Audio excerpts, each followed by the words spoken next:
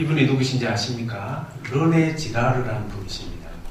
이분은 프랑스에서 태어나셨습니다. 그리고 공부를 미국으로 가셔서 스탠포드 대학의 교수님으로 활동하셨던 분이시지요. 이분이 가지고 있는 아주 중요한 핵심 내용은 욕망이라는 것입니다. 사람의 욕망은 어디로부터 오는가? 사람의 욕망은 어디서부터 시작되는가? 이 르네 지라르는 아버지가 책방 서점이었습니다. 책방 주인이었죠. 그래서 이 르네 지라르는 책방을 사랑했고 책을 사랑했습니다. 그래서 수많은 책들을 이 르네 지라르는 아버지가 있는 책방을 통해서 열심히 읽었습니다.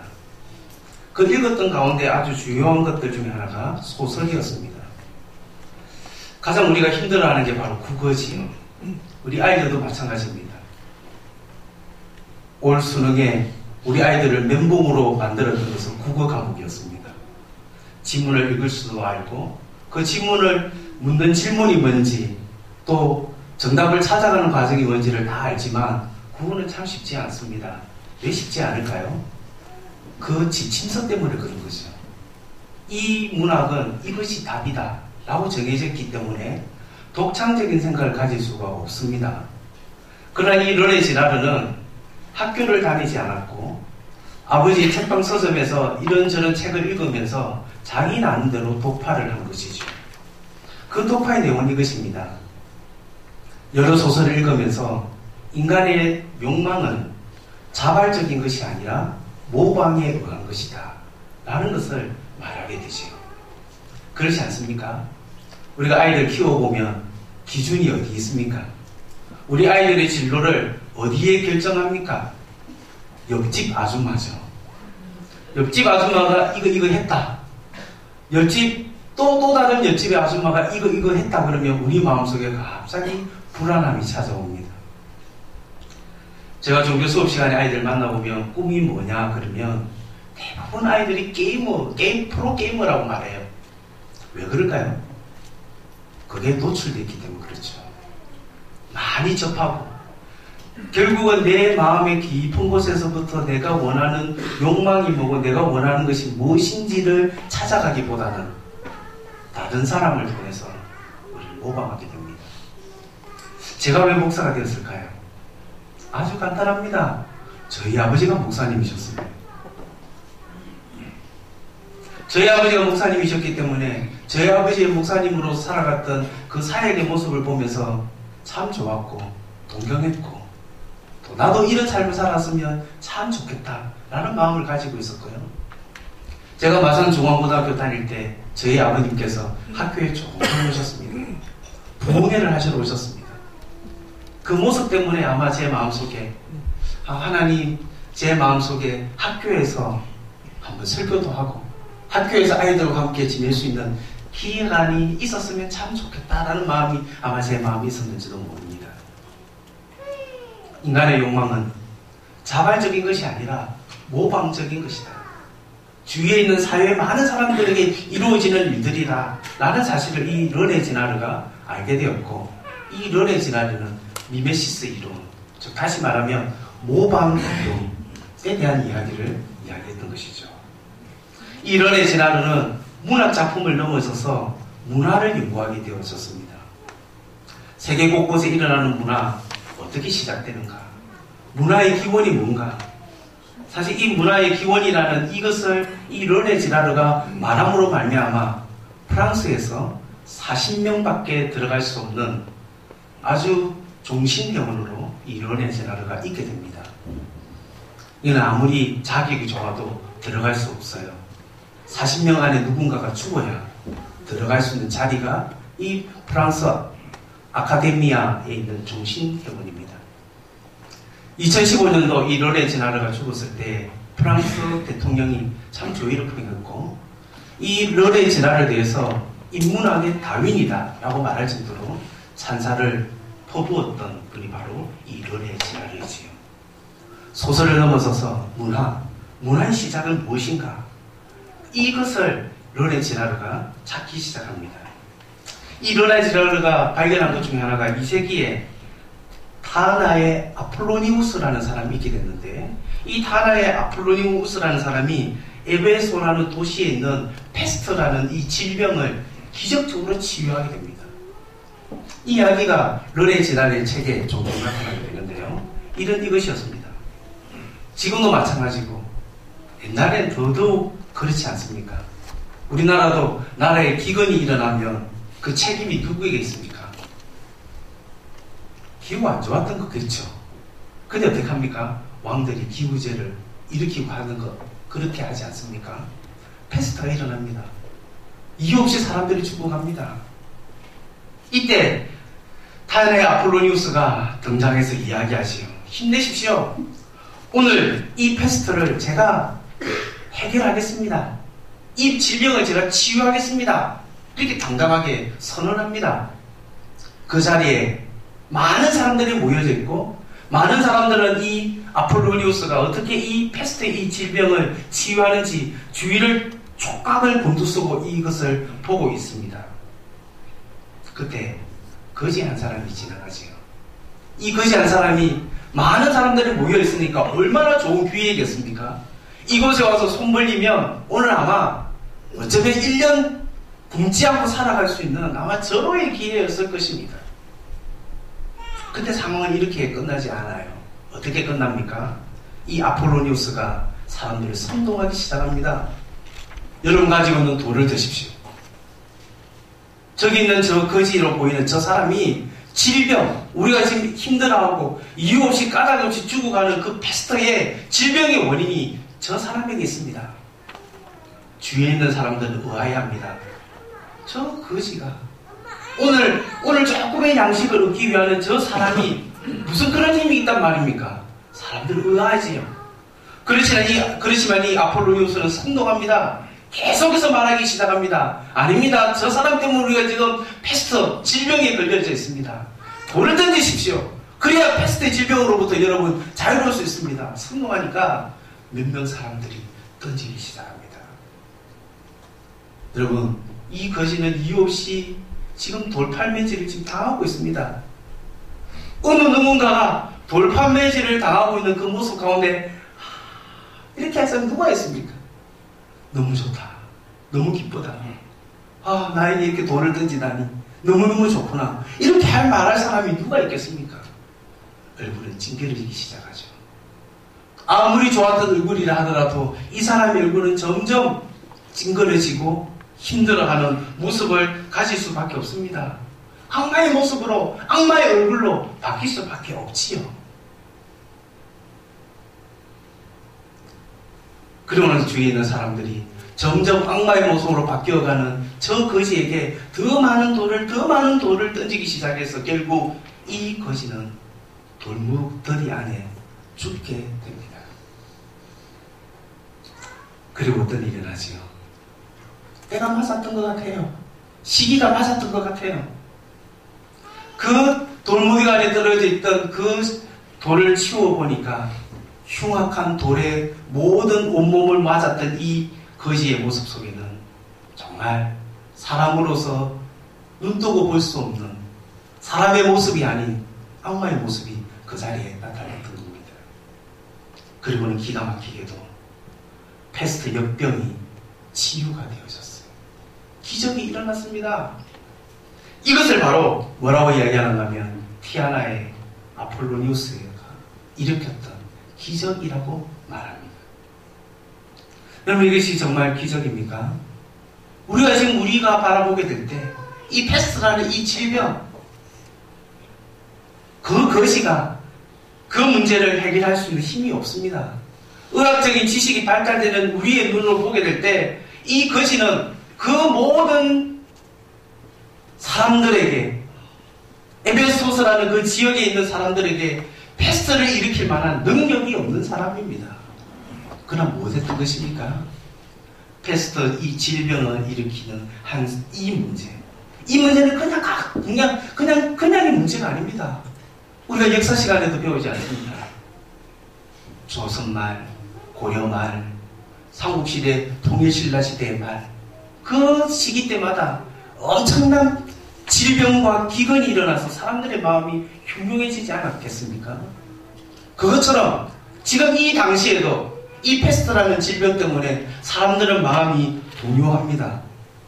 서로가 힘들어하고 있습니다. 정확한 원리를 알면 괜찮겠지만 정확한 원리를 알고 있지 못하니까 마음속이 얼마나 불안하겠습니까? 얼마나 힘들겠습니까?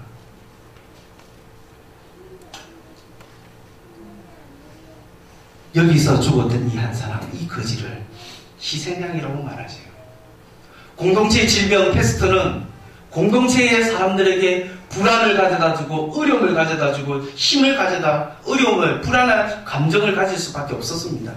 어쩌면 그 사회 전체가 송두리째 불안으로 만들어져 가고 그 사회 전체가 무너질 수밖에 없는 위기에 봉착할 수밖에 없었던 시기이지요.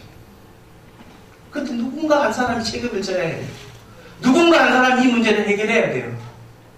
가장 좋은 사람이 어떤 사람입니까? 힘 있는 사람을 하면 안 되죠.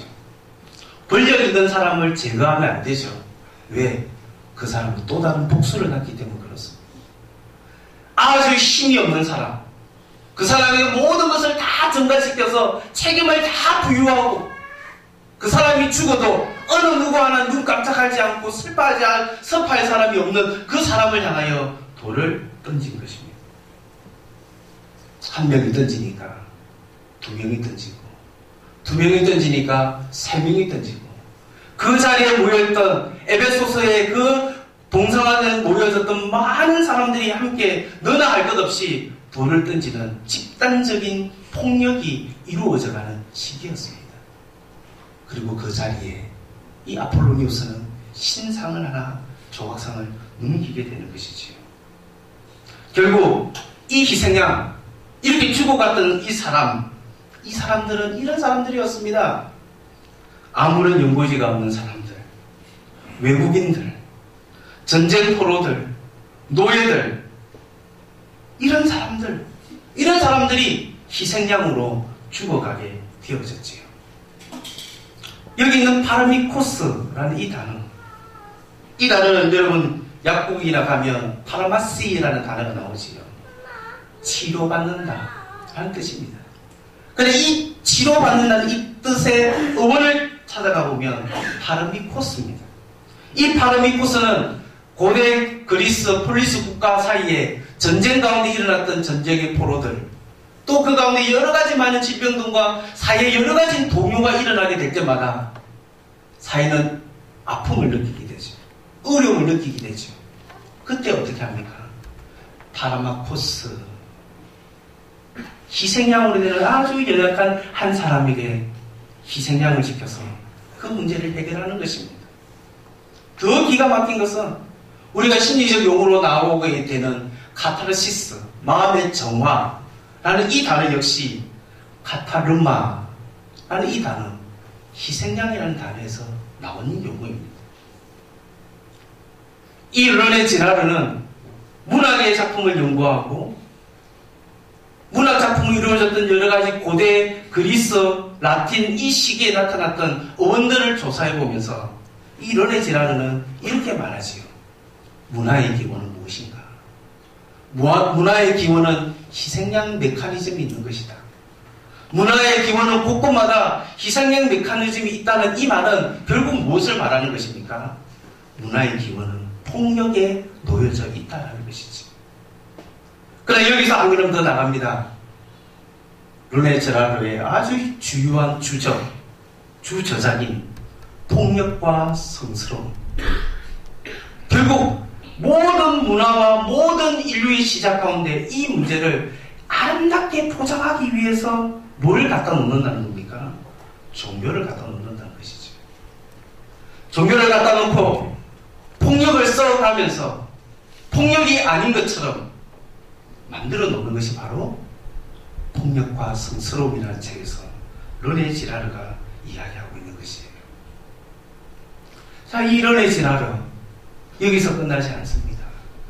르네 지라르는 신화를 연구하기 시작했습니다. 르네 지라르는 특별히 여기 나와 있는 그리스 문화의 시작을 말해주는, 헬라 제국의 시작을 말해주는 그리스 신화를 연구하기 시작했습니다.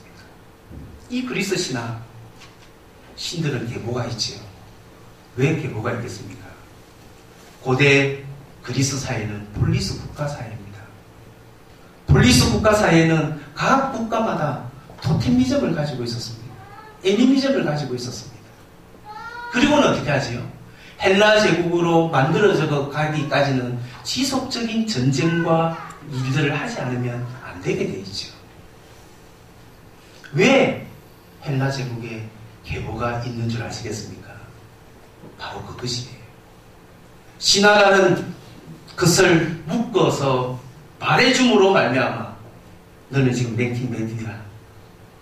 넌 지금 너가 믿고 있는, 너 도시국가가 믿고 있는 그 신은 조금 열등한 신이야. 내가 너네보다 훨씬 더 높거든? 내 말을 들어. 전쟁 일으키지 마. 내가 시킨 대로 해. 지금 그것을 말하고 있는 것이지.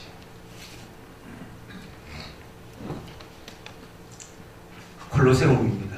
로마도 마찬가지입니다. 로마도 로마의 건국 신화가 있지요. 로마는 온 세계에 전쟁을 하면서 로마 제국의 그 일들을 일으키기 위하여 로마라는 신화, 로마 제국의 신화를 가지고 그 일을 했던 것입니다. 그러나 놀라운 일이 일어났습니다. 이 르네 지라르는 주위에 있는 그 당시 공부하고 학자로서 연구하는 그 시기에 이런 얘기를 참 많이 들었습니다. 예수님이 다를 바가 뭐가 있냐? 예수님 뭐가 다르냐? 헬라 로마 신화에 나와 있는 그 신들의 이야기, 그 신들 가운데도 부활하는 신들이 있었어요. 예수님이 부활했던 그 얘기, 그 신화와 다른 게 뭐가 있냐? 르네 지나르에게는 학자적인 열망이 일어나게 된 거죠. 다른 신화들과 예수 그리스도의 기록이 담겨져 있는 이 복음서에 나타나는 이 신화와 뭐가 다른 것인가? 뭐가 차이가 나는가? 그것을 조사하기 시작합니다. 그리고는 놀랍게도 1959년 부활절 르네 지라르가 36살 때 되었을 때에 인류학자 르네 지라르는 기독교로 회심하게 됩니다. 이 르네 지라르는 누군가가 나타나서 예수님 믿으십시오. 누군가가 나타나서 예수님 믿으면 참 좋습니다라는 이야기로 예수님을 믿었던 것이 아니라 어린 시절부터 소설을 읽고 문학작품을 읽어가면서 주위에 나와 있는 많은 고대 근동사에 아니면 전 세계에 흩어져 있는 신화들을 연구해 가면서 신약에 나와 있는 예수님의 이야기, 구약 성경에 나타나는 그 신화에 대한 얘기처럼 보이는 창조 세계를 말했던 창세기 1장의 내용들을 바라보면서 조금씩 예수님께로 나올 수 있게 되어졌습니다. 왜 그랬을까요? 이 르네 지라르가 회심하게 된 결정적인 본문이 바로 지금 자막에 나와 있는 이 본문입니다. 또 범죄와 육체의 무할례로 죽었던 너희를 하나님이 그와 함께 살리시고 우리의 모든 죄를 사하시고 우리를 거스르고 불리하게 하는 법조문을 쓴 정서를 지우시고 제하여 버리사 십자가에 못 박으시고 통치자들과 권세자들을 무력하여 드러내어 구경거리로 삼으시고 십자가도 그들을 이기셨느니라. 십자가로 그들을 이기셨느니라 라는 이 말씀이 르네 지나르를 예수님을 믿지 않는 자리에서 예수님을 믿는 자리로 바꾸었던 결정적인 본문이었습니다. 결국 이 르네 지나르가 예수님께로 나올 수 있었던 이유는 이 예수님의 십자가 때문이었습니다. 왜 예수님의 십자가 때문에 르네 지나르가 예수님께로 돌아오게 되었을까요? 르네 지나르는 이렇게 이 본문을 개인적으로 번역했습니다. 그리스도께서 계율을 어기면서 우리에게 되돌아오는 비단을 무효화시키고 그것을 십자가에 못 박아 없애버렸습니다. 그리고 십자가의 권세와 세력의 사람들을 사로잡아 무장을 해제시키고는 그들을 구경거리로 삼아 끌고 승리의 행진을 하셨습니다. 아직 뭔 말인지 잘 모르겠지요. 이 르네 지라르가 이 골로새서 나와 있는 이 말씀 때문에 이 예수님의 십자가 때문에 돌아올 수 있었던 이유는 바로 이것이었습니다. 예수님이 살았던 시대가 어떤 시대입니까? 로마 제국이 지배하는 시대였습니다. 예수님이 태어난 그 시기에는 로마 제국이 제국의 힘을 가시하기 위하여 세계 곳곳에 장군들을 보내고 그 장군들이 돌아오게 될 때 개선 장군식을 하게 되지요. 행진을 하게 됩니다. 사람들은 주위에 많은 사람이 도열하고 많은 사람들이 박수치면서 로마 제국의 장군들이 어느 지역을 승리하며 즐겁게 나왔던 그 일들을 많은 사람들이 바라보고 있습니다. 그러나 이런에 지나르는 그 모습을 정확하게 본 것입니다. 그 승리가 어떤 승리입니까? 어떻게 이루어져서 일어난 승리였습니까? 로마 제국의 개선 장군들은 돌아오게 될 때마다 제일 앞부분에는 적의 왕의 목을, 적이 투영했던 장군의 목을 가지고 왔습니다. 결국 무엇입니까? 예수님이 태어나고 있었던 그 로마 제국의 하에서는 승리는 폭력이 있어야 일어난 승리였습니다.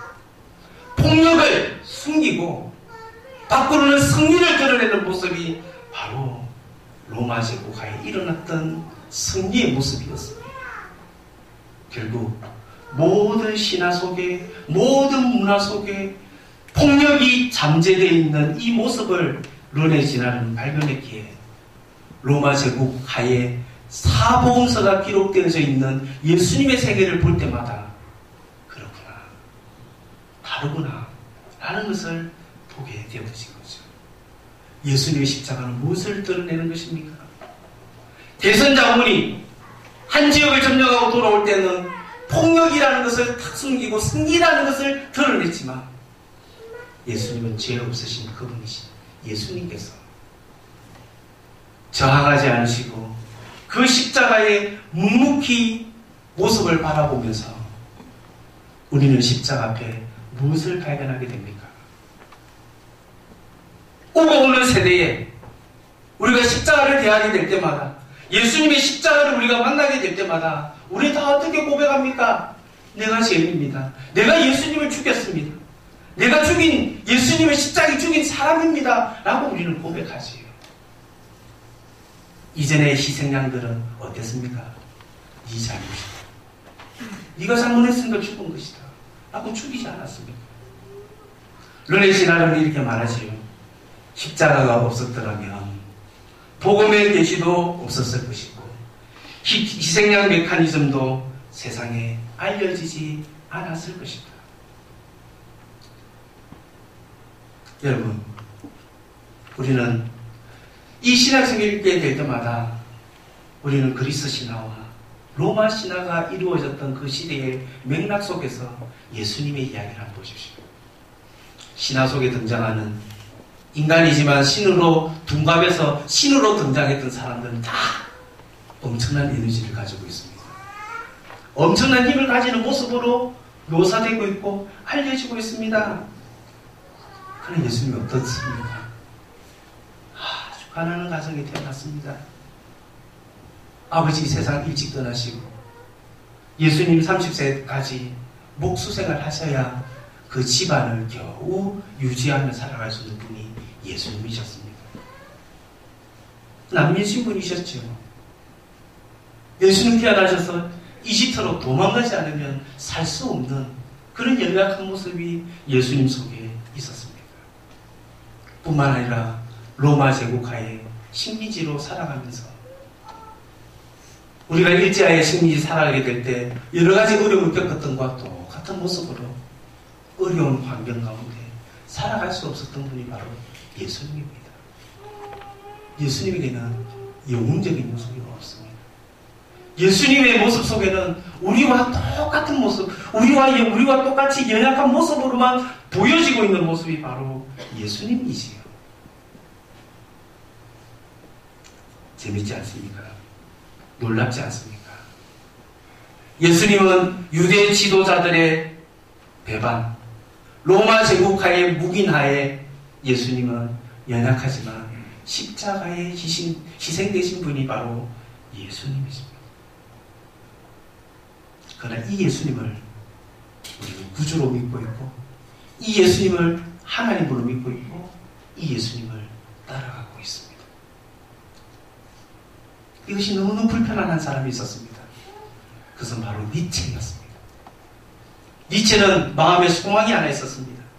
어떤 소망을 가지고 있었느냐? 그리스도 로마 시대로 돌아가면 좋겠다. 그리스도 로마 시대만큼 참 좋았던 시대가 어떤 시대인가? 중세는 너무 암묵적인 시대였다. 신이 지배하는 시대, 신 아래 모든 사람들이 자기 인간의 인간다움을 드러내지 못했던 시대였기 때문에 니체 역시 과거 그리스도 로마 시대로, 헬레니즘이 작용했던 그 시대로 돌아가기를 원했습니다. 그러나 여러분, 속고 있는 것이 있습니다. 그것은 무엇입니까? 왜 그리스도 로마 시대에 있는 많은 철학자들이 초인을 외치고 천인을 왜 외쳤을까요? 강하지 않으면 살아남을 수 없고, 초인을 외치지 않고 천인을 외치지 않으면 죽을 수밖에 없었기 때문에 그렇습니다. 다시 말하면 양육 방식의 시대가 여전히 지배하는 시대가 그리스도 로마 시대였습니다.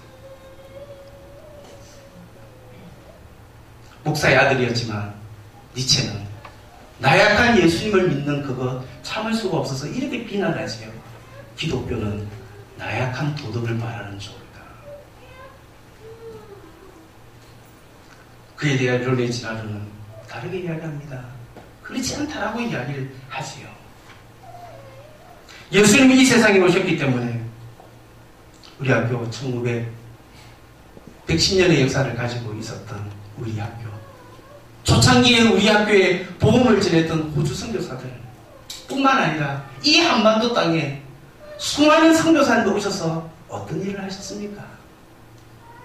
연약한 자들, 못 배운 자들, 못 입은 자들, 아픈 자들을 싸매기 위하여 학교 세우고 병원 세웠습니다.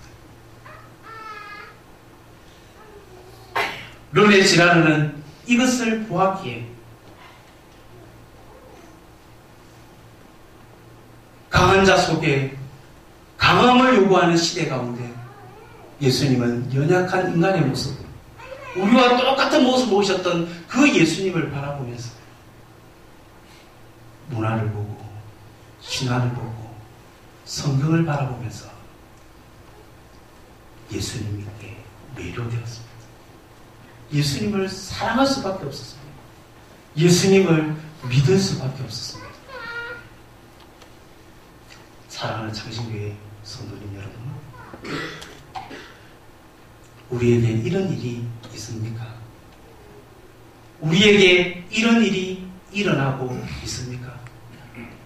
창신중학교 속에, 창신고등학교 속에, 창신대학교 속에 연약한 자들을 사랑하시고 우리와 똑같은 모습으로 우리의 아픔과 우리의 슬픔을 이해하고 계시고 그것을 싸매주시기 위하여 하늘 보좌를 버리시고 이 땅에 오신 예수님을 우리는 보여주고 있습니까?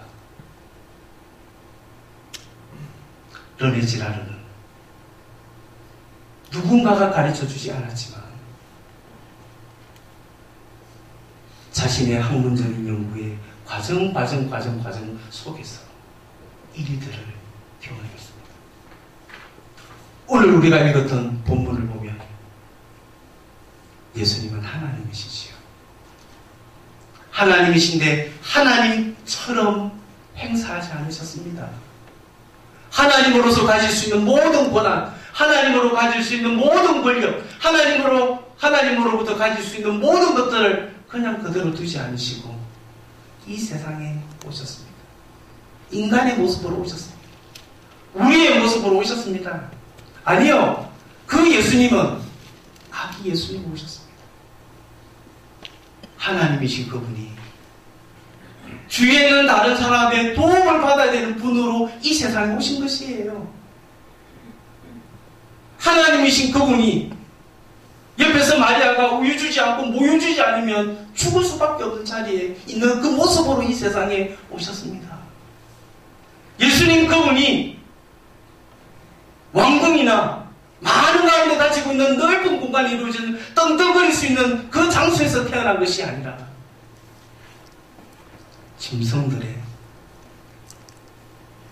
먹이를 주는 말구유, 말밥통에서 태어나셨습니다.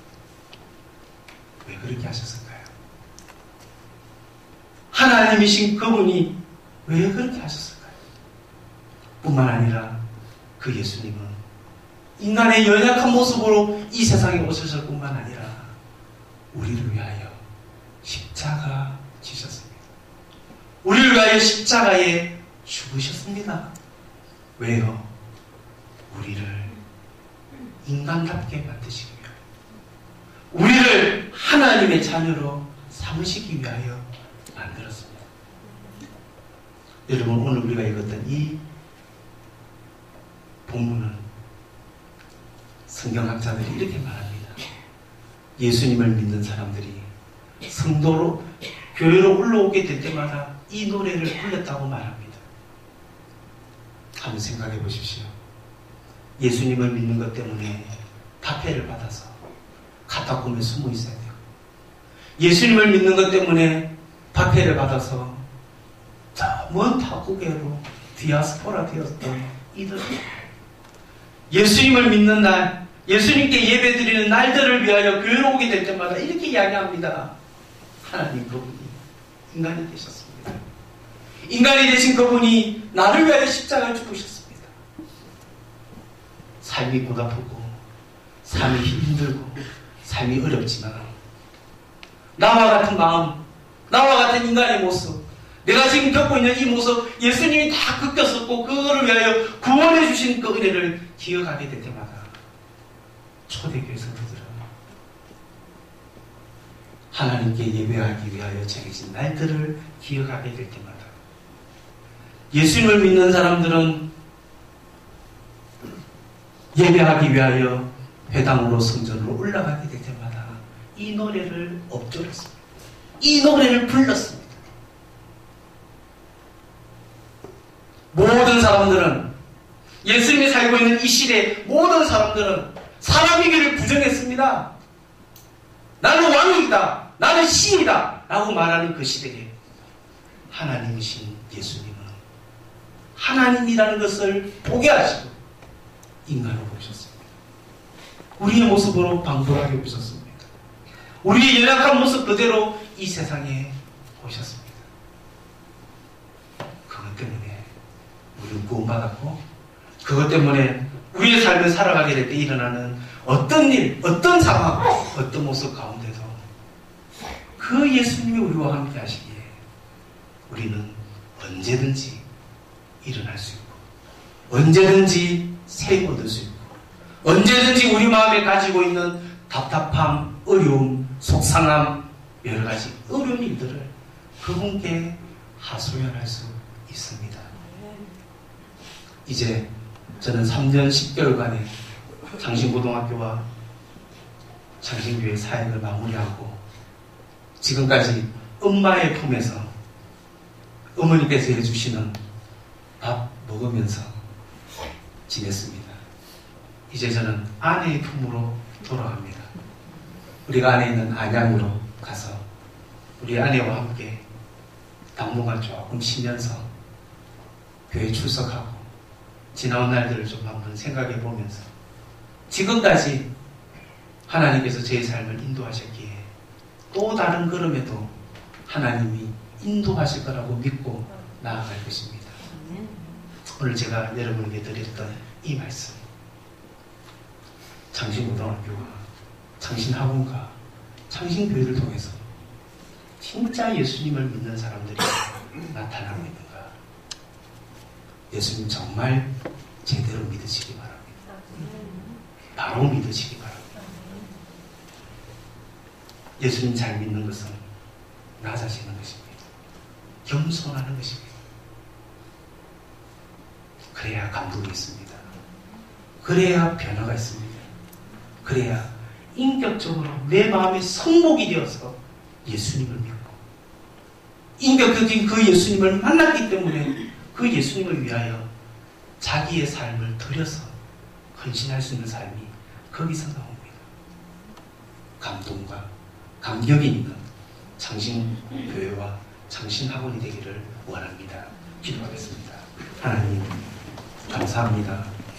하나님이 하나님으로만 계셨다면 우리는 구원이 무엇인지 하나님의 사랑이 무엇인지 우리는 알 수 없을 것입니다. 그러나 하나님께서 하늘 보좌를 버리시고 이 땅에 오시고 아기로 오셨을 뿐만 아니라 십자가에 죽으심으로 말미암아 우리의 구원자가 되신 예수님 감사합니다. 찬양드립니다. 하나님 우리의 삶에 힘들고 어려운 일이 있을 때마다 낮아지시고 낮아지셔서 아기로 오셨을 뿐만 아니라 십자가에 죽으시기까지 우리와 함께 하셨던 그분이 우리의 주님이시기에 우리의 힘든 것, 우리의 어려운 것들, 우리의 낙심되는 모든 것들을 예수님께 나아가 예수님 내 마음 아시죠? 예수님 내 기분이 어떤지 아시죠? 예수님 이 형편이 어떤 형편인지 아시죠? 하고 그 예수님께 나아가 우리의 마음을 쏟아놓고 대화하며 기도하며 또 한 걸음을 가지고 나아갈 수 있는 우리들이 되도록 하나님 복내려 주옵소서. 110년 전에 이 장신학원을 세우셨던 하나님, 이 복음의 역사가 계속 되어질 수 있도록 하나님 장신학원을 사용하여 주시고 장신교회를 사용하여 주옵소서. 모든 영광을 하나님께 돌리며 예수 그리스도의 이름으로 기도하옵나이다. 아멘.